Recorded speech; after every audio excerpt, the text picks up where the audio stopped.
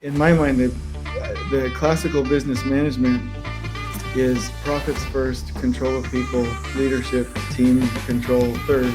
But lean is about what's good for people, our customers, and then the business, number three. So I think that lean and innovation, there's a bigger need for lean thinking based off of respect for people now more than ever. Profession we've chosen, one of high technology of writing software for a living, is constantly under pressure to innovate. We are our own worst enemy many times. We are innovating ourselves, just like we are now in this AI revolution. AI and some of the automation kind of revolution that we've been experiencing even in the last decade. It's not just the last 2 years, it's really the last 10, 20, 30 years. All of that is still going to be predicated on those people skills of empathy, of user-centered design, of doing the Gemba and going where the work is being done, and making sure that we are entertaining all different types of solutions and all different types of tools to be able to solve problems.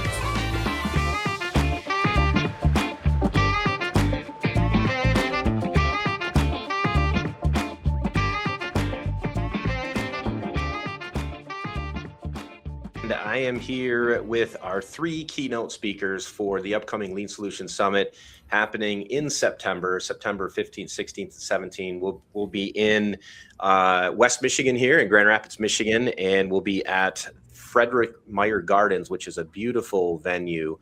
You're not going to be disappointed, those of you that will be in attendance for the summit this year. But we wanted to just kind of reach out, do a little teaser with everybody and kind of share out some of the topics that you'll be hearing about when you attend the Lean Solutions Summit here in September. So real quick, I have three of our three keynote speakers for the summit, Jason Schroeder, Joe Dyer, and Rich Sheridan on the call. And I'll just take a minute to just maybe just a brief intro from each of you, who you are and what your company is that you represent, and then we'll kind of dive into some of the topics. So let's start with Rich.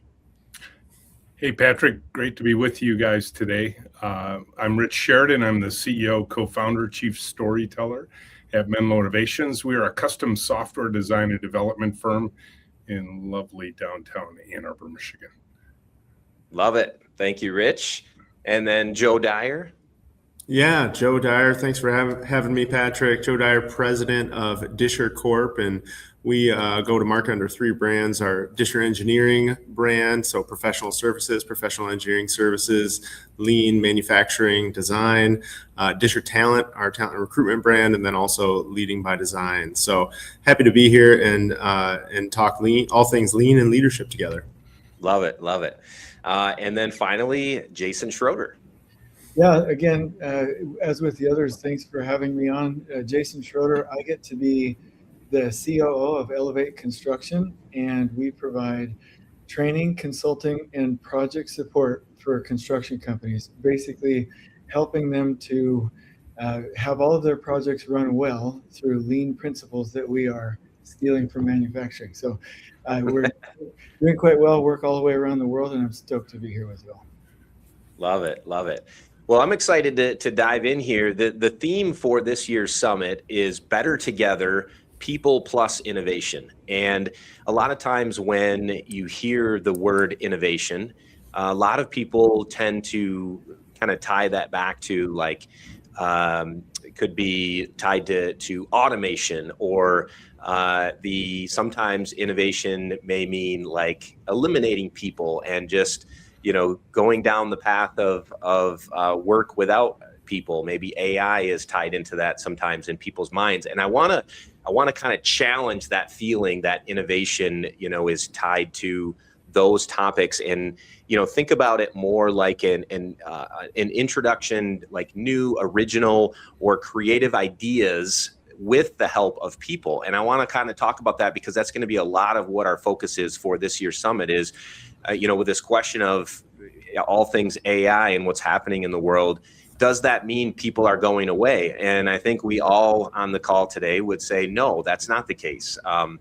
And so it's people plus innovation that's going to equal being better together. So with that said, before we kind of dive into the topics for the summit that each of you have laid out, Can I just ask you just to touch on that topic of like innovation and the future? Or what are you seeing in the industry, in your industry specifically, when it comes to technology and AI and how that's tied to innovation, and what does that mean for people? Rich, can we start with you and just what's been your feeling? You work for a digital agency, and I'm sure very much this is kind of in your world very heavily. What's been your feeling? Yeah, we had the audacity to put the word innovation in our company name 25 years ago, and tied it with Edison's Menlo Park, New Jersey lab, which is pretty famous for innovation as well. And, for me, broadly speaking, I think innovation just simply means a new way of doing things. And I would guess that as we dive in with in this conversation, that we're going to find out that Joe at Disher and Jason at Elevate are doing things in new and different ways, just like Menlo is and has always done. And obviously, the profession we've chosen, the one of high technology, of writing software for a living, is constantly under pressure to innovate. We are our own worst enemy many times. We are innovating ourselves, just like we are now in this AI revolution. And there's no question we're in a moment right now, a big moment for our industry, and we're paying attention. But I would also probably suggest that we're all going to acknowledge that innovation doesn't mean throwing out everything you've always done and replacing with something new. That there are some time-honored, time-tested kind of approaches and solutions that include how we treat our people and how we think about our people and how we have respect for our people. And all of those things have to be included in any innovation that's going to succeed. That's right. Yeah, love that. Joel, what's been your feeling at Disher with everything going on, and what are you hearing from companies that you're working with? Yeah, I mean, even when I talk through innovation with our team, we're mostly engineers. So as you can imagine, we have our finger on the pulse of a lot of changing technology, much like, I'm sitting really still in this room. Sorry. There's the lights again. We have our finger on the pulse of a lot of this, and it is constantly changing. Also focused on technology and what's coming down the pipe with AI. I mean, the message that I've been giving, whether it's to our customer base, whether it's to our vendors, whether it's to our team, is that AI and some of the automation kind of revolution that we've been experiencing even in the last decade, it's not just the last 2 years, it's really the last 10, 20, 30 years. All of that is still going to be predicated on those people skills of empathy, of user-centered design, of understanding how to solve problems, of doing the Gemba and going where the work is being done, and making sure that we are entertaining all different types of solutions and all different types of tools to be able to solve problems. And so even in the next 5 years, I would imagine Rich and Jason, you guys would feel similar. I think that human-centered approach is going to be an even bigger differentiator for professional services firms like ours, for people who are in the service business, like a lot of us are, of serving others, whether it's serving somebody, on the shop floor, whether it's serving a customer. I think that human-centered approach and human empathy is actually going to be an even bigger differentiator. So that's the message that I've been sharing with our team, with our customers. Perfect. And then Jason, what about you in the construction industry? What's been your take, or what's been happening in your industry when it comes to AI and innovation, and what do you see for the future? Well, I'm going to build on the point the points that Rich and Joe shared. My silly non-official definition of what lean is that lean is the willingness to learn and implement excellence for the benefit of people and humanity. And when we talk about construction, and I'm not anti really anything. I don't really know that I have a message for or against things, but we can either build data centers and tear up the environment and people and disrespect neighbors and neighborhoods, or we can do it the lean way, where we find sustainable ways to build things. And so I feel like the reason for doing things is at the base. And I loved what Rich and Joe said, because in my mind, the classical business management is profits first, control of people, leadership, team control third. But lean is about what's good for people, our customers, and then the business, number 3. So I think that lean and innovation, there's a bigger need for lean thinking based off of respect for people now more than ever. And just really quickly, because I'm probably taking too long, is that my biggest worry is that it's based on that we base our innovation on the right things. For instance, like the critical path method, it affects everyone, even in manufacturing. It's a disrespect for people system that removes your buffers and increases WIP and hurts people. And so my big focus with AI is that it's based on the right thing. So I'm trying to, with the rest of you, get everything out there so that AI is pulling from something reliable. So I'm mostly worried that it's built on the right base, but it's accelerating everything. Unfortunately, I do see jobs dropping off every day or every week at the slowest. And but for us in-house as a company, it's allowing us to dig deeper. So there is hope. So hopefully that was a good answer. Yeah, no, that's great. That's exactly the type of stuff that I want to really dive deep into at this year's Lean Solutions Summit, because I know there's just a lot of questions out there, and I think a lot of the presenters that will be in attendance at the summit, will be very focused on the human side of things and how we have to complement what's happening on the digital or the technical side of things, and really that people and innovation need to come together for the future and what that looks like. But the thing that again that I want to just kind of dive into here is the topics that you guys will be talking about and how that ties back to the theme Better Together, People Plus Innovation. So Rich, at this year's summit in September, your topic for your keynote is Winning with Humility, the Joyful Culture Imperative. Can you just tell us a little bit about that? Because anybody that knows you knows your mission and also your book. And so joy is just something that you guys are that's very important to you and your team. So talk to us about how joy fits into this whole narrative. Yeah, for us, joy is a purpose-driven word, much like Jason was saying. When we talk about our purpose as an organization, we should think about those we serve.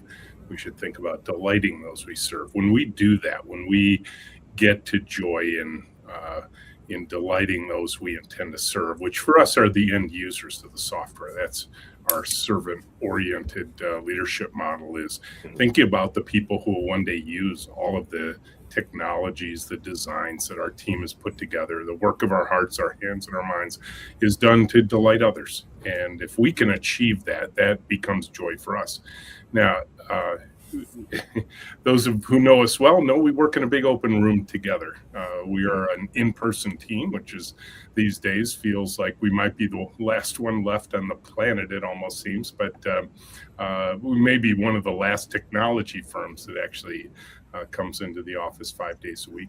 But for us, that camaraderie, the human energy of collaborating with one another in a close environment, is a big first step towards creating joy for others, because we believe you can't do that. It's hard work to make sure you're delighting those you intend to serve. It's exacting work. You have to pay attention to the details. And we think we do that better as a team, and we think we do that better as a team when we are in close collaboration in a room together. So for us, joy emanates from purpose. Purpose emanates from serving others, and serving others is best accomplished when we are a team that is working shoulder to shoulder with one another. And so we add up all of those things to this joyful advantage that we think we have in the marketplace. I like your rework of my title, but I think I think the title was Winning with Humanity, but I might rework it just based on I might have wrote it down wrong. Working with humility. I think that's actually really good too. So I'll have to give that some thought. Maybe work with humanity and humility. But there's no question in my mind that despite all the advances in technology that have ever occurred, it's still always about the humans. And I don't think you get to joy without people being in the equation. Yeah, love it.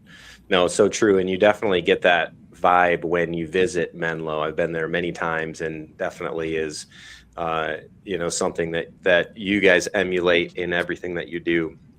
And so I'm excited for those that'll be in attendance to be able to feel a little bit of that from the stage from you. I've listened to you speak a number of times and always walk away with some great nuggets that I can apply, and sometimes challenged a bit too, just in my own thinking.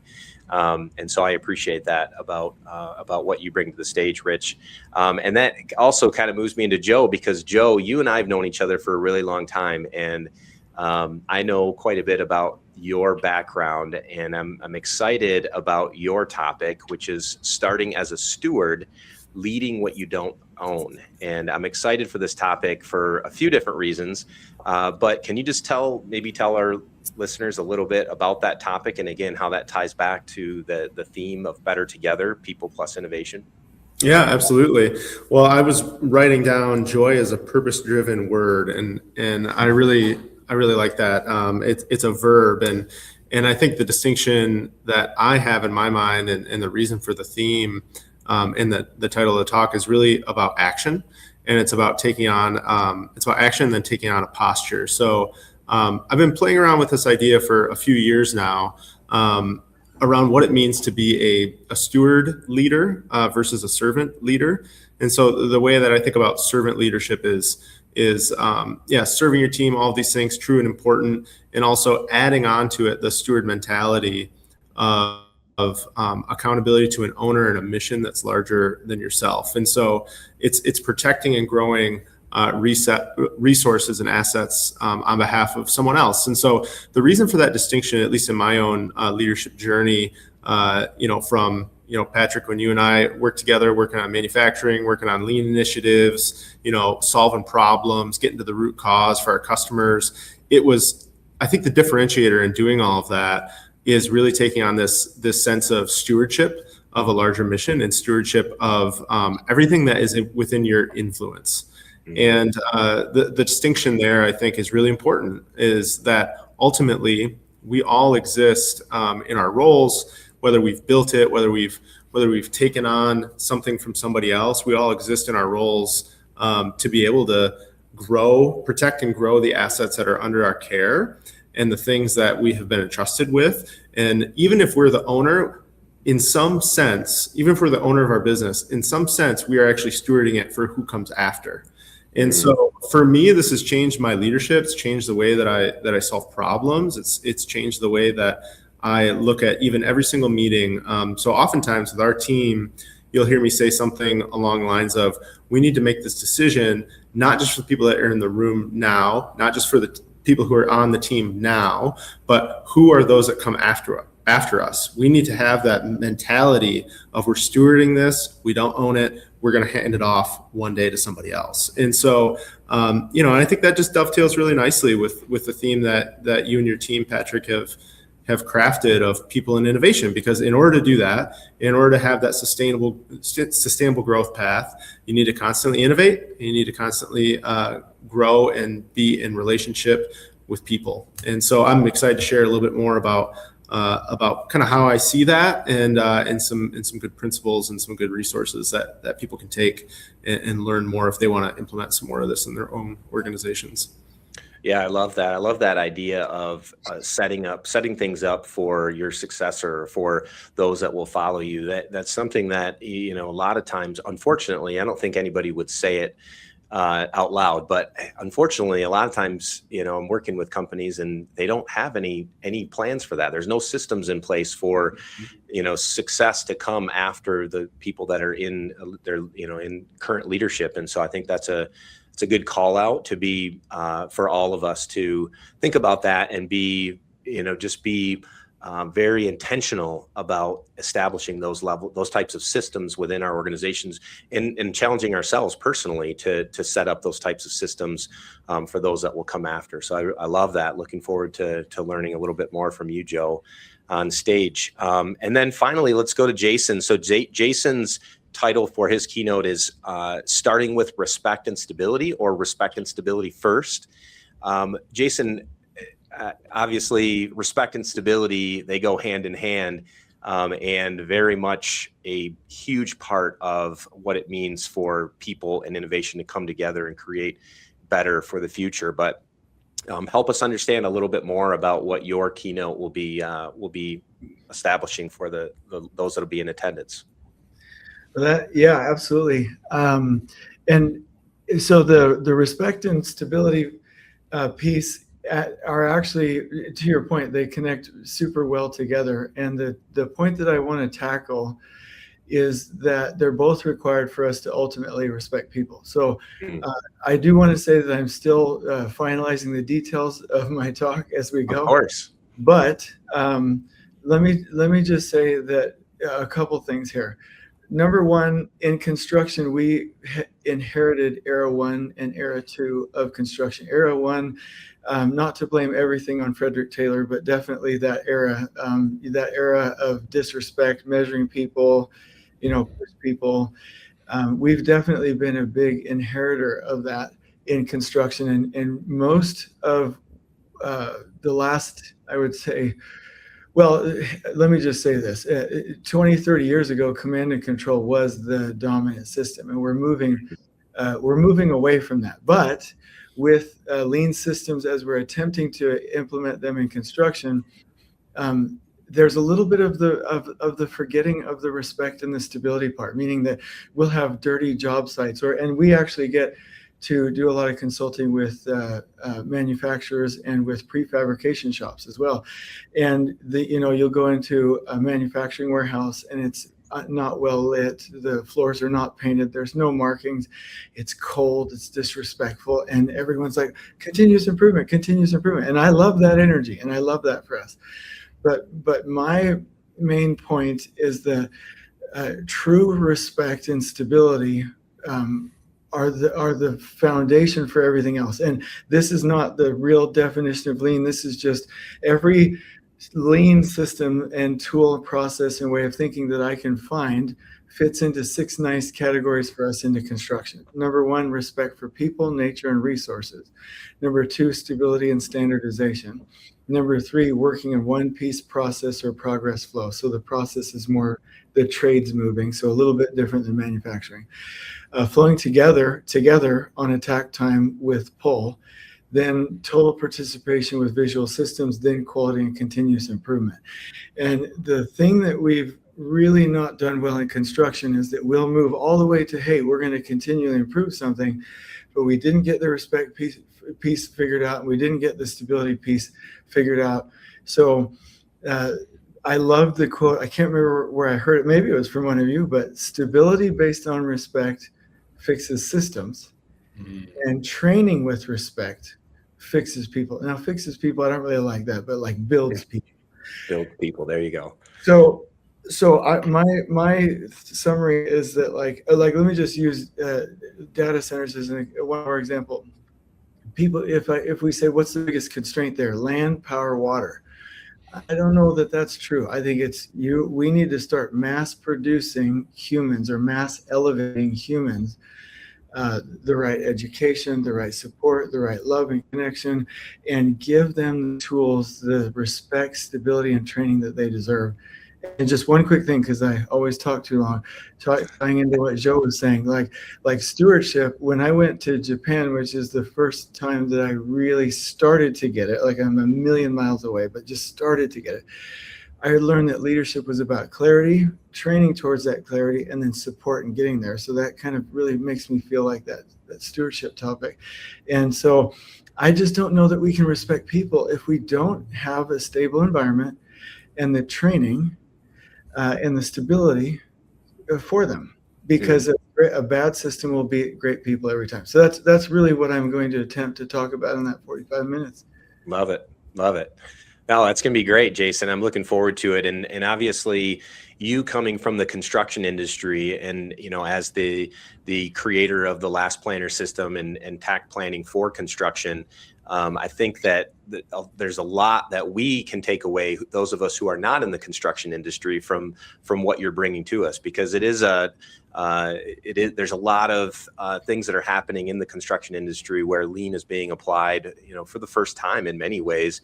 And so, I think it's great that you're going to be, at the summit in this September and sharing some of your experiences from that industry with the majority of the people who, probably are not in the construction industry. There'll be quite a few, but a lot that are not as well. So we're looking forward to that. Go ahead, Jason. Just one quick thing, only because it's a registered trademark. We invented the first planner system and the tack production system, but last planner was invented by LCI, Greg Howell, and thank you. The other, I forgot his name, but just we merged the systems together so they're not competing. But I had to say Perfect. that because it's a registered trademark. So I appreciate that. Yeah, you got to keep me straight. Glenn Ballard and Glenn Ballard, yes. So. Okay. So again, just those of you that are just tuning in, we are chatting with 3 of our keynotes for the upcoming Lean Solutions Summit happening September 15th, 16th, and 17th in Grand Rapids, Michigan at Frederick Meyer Gardens. Beautiful venue here in Grand Rapids. And it's going to be a pretty amazing summit. We have a couple tours happening on the 15th, one will be at Amway Corporation, which we're super excited about, and so that'll be just a great tour location for everyone to attend and check out, along with a few others. And then our opening keynote will be on the 16th, again at the Gardens. We'd love for you to attend. There's actually a QR code up on the screen for 50% off right now, which lasts for 2 weeks. And then it'll go away. It'll be the best price right now. So use that QR code to get the best price, 50% off your ticket right now. Just to kind of go around the room again here, Rich, for all 3 of you, but I'm curious to know, like, if you could pick 1 or 2 takeaways for those that'll be in attendance and listening to your keynote, what would be the 1 or 2 things that you want them to walk away with that you think would be most beneficial from your keynote? So again, I'll just start with Rich and just kind of go around the room. Yeah, so one thing I will talk about is the role that fear plays in our organizations, particularly when we're trying to build respect for people, when we're trying to build great cultures. Fear can have a very denigrating effect on our people. And I think fear is running high right now.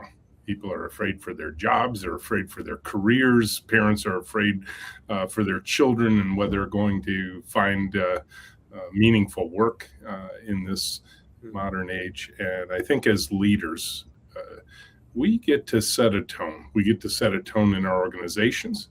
And I think collectively, we get to set a tone in society. As to what kind of organizations do we want to build? How do we want to treat our people? And as leaders, we should be pumping fear out of the room, not in. And, people are looking for reassuring words right now about how are we going to respond in this time of great technological change. And they're looking to us for leadership. And I will say, I've listened to a lot of experts on everything that's going on right now, and almost every one of them ends with the same kind of words of, and we have no idea where this is going. Well, guess what? If you don't have any idea where things are going, you can actually choose a path. And as leaders, we need to think about what path are we choosing for our organizations, for our people, for our teams, in light of all of these technological changes that are going on. We can make decisions. We can choose pathways. That nothing is certain at this point in terms of which direction all of this is going to go for us individually inside of our organizations, and I think collectively as a society. Love it. Yeah, great. Thank you, Rich. Joe, what do you think? What are 1 or 2 takeaways that you'd want listeners to walk away from your keynote with? Yeah, well, I'm excited to hear from Rich and Jason and all the speakers in the breakouts too, because even as we're just talking here, I'm like, oh yeah, that's so good. Pumping fear out of the room. So yeah, for me, it's taking on this identity as a steward. So what does it mean? How do you start? And I chose that word "start" very purposefully to say, in some ways, every day is a new day. Every day you get to start fresh. Every day there's fresh mercy to start and to take on a posture as a steward. And so I want to leave the audience and all the attendees with, how can I start doing it? How can I start taking on this posture? What are some actual next steps that I can take to really to put this on and start living into this identity as a steward leader? And then really the second thing is tying it to that innovation, people, and also lean principles of what things are you stewarding? So what sorts of capitals, I call them, what sort of capitals do you have at your disposal? And the easiest one to remember is financial, but that's the first one. It's one of a number of others that I'll share. I'll just leave it at that. Financial is one easy one to understand. It's the one that we measure oftentimes, but like we know in our lean practices, what gets measured, that's what gets improved.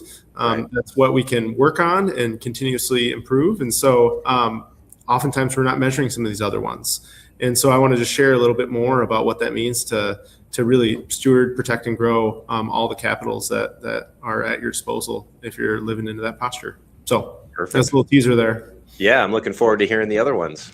All right, Jason, what do you got? One or two nuggets that you want listeners to walk away with?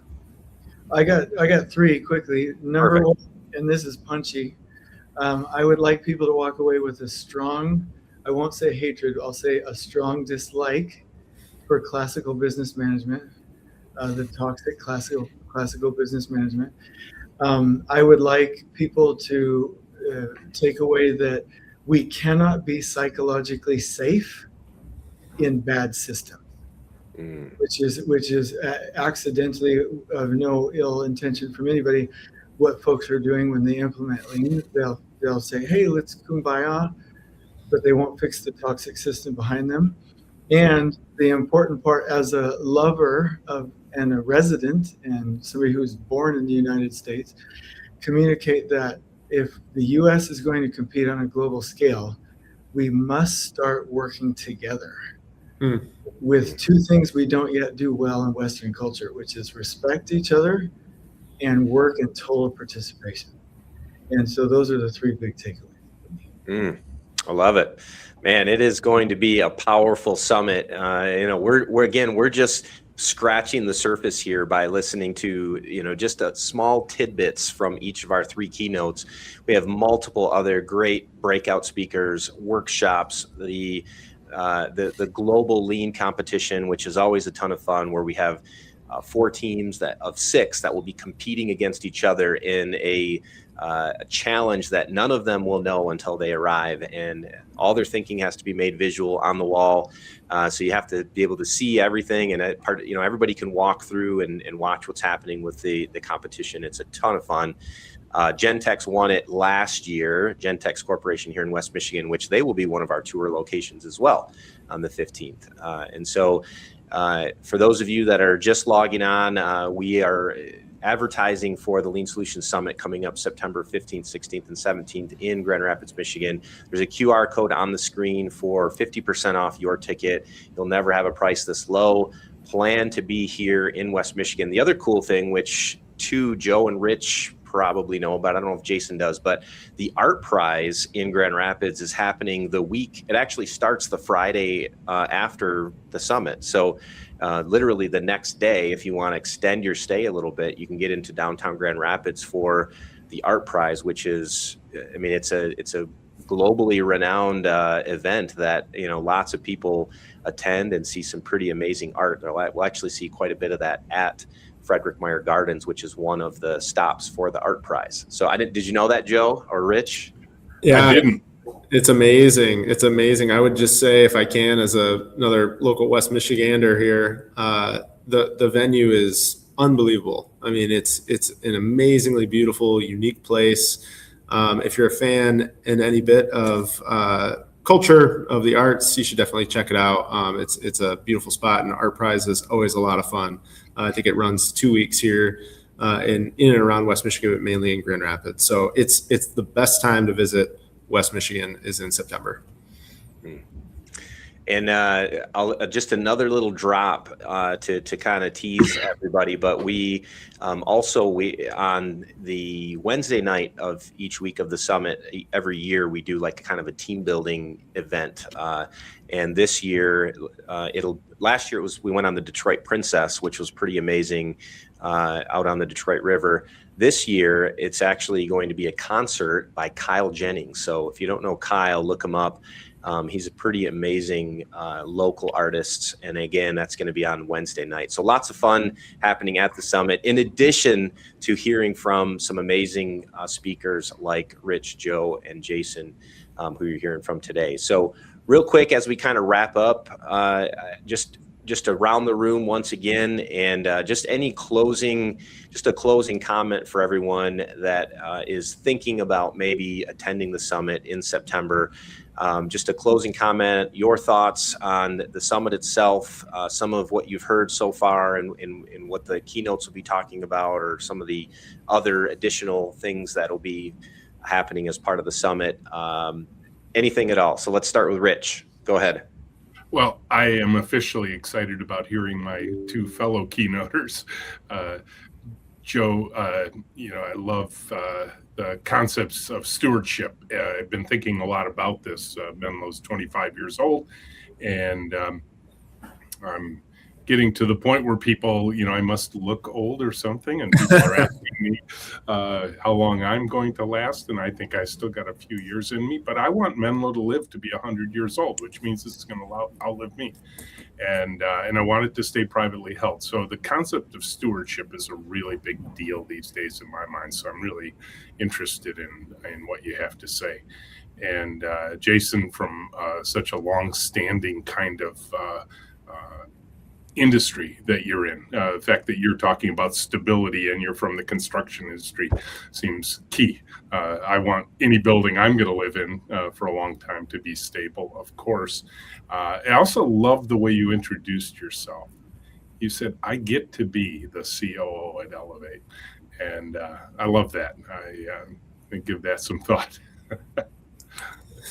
Yeah, I can hop on next here. I'm just thinking about this idea of innovation and what it means to iterate, because we do a lot of design thinking, we do a lot of product development, especially things that you see, chairs that you sit on, cars that you drive in, things that you're interacting with on a day-to-day basis. And when we think about how do you make a great product, you're thinking about the user, but you really, in the nitty-gritty, it comes down to iteration around innovative ideas. And so you're not going to always get it right the first time. It's extremely rare to get it right the first time. And so I think about this idea of innovation as iteration and continuous improvement. And I think it just dovetails so nicely with the theme, with a lot of the thinkers in the room around around lean and solving, root cause problems. And so I'm excited about that. I'm excited to hear from both of you and just your take on what it means to be a great leader in your industry, with your company, and to focus on having a humble vision for the future, that's hopeful, because I think that's what we need right now is a hopeful vision for the future. So honored to be speaking with both of you. Yeah, that's a really great point, Joe and Rich. This is going to start sounding like a love fest, but I feel really excited to be speaking in and around you all as well, and to learn from you, because sometimes if you're speaking with folks, you can be intimidated or nervous or feel like there might be conflict. If I'm any judge of character, I can tell you all are really nice, kind, knowledgeable, wise people that I can learn from. So I'm really excited for that. My moment for this is this kind of silly, but when the first project I ever ran as a project superintendent, and for manufacturing folks, that's anywhere between, a team leader all the way up to the general manager. Somewhere in between there is what a construction superintendent is. I was able to do training from Lean Core, do AGC Lean courses, read books, do tours, and went and implemented it. And it was the coolest thing ever. Our job was the cleanest, safest, organized site in Arizona. We had huddles that respected the workers. People said that it was like Disneyland. And then after that, helping companies scale it, implementing it in our own business, learning more about it, and then going to Japan. Like this, there's never an end to this. Like it's never going to stop. So if somebody wants to come to this conference and like learn from the speakers, from the breakout sessions, that journey of what I think is like the true meaning of life will begin. Because I said this to Paul Akers one time. I said, if heaven exists, I doubt very seriously we're going to be sitting there drinking Mai Tais for 2 weeks on the beach. I think we can do that for about 2 weeks, and then we're going to be bored out of our minds, and then it's going to be hell. Really, what I think heaven is that we are going to help each other, serve, grow, learn, and keep progressing. And so that means we can live heaven on earth today.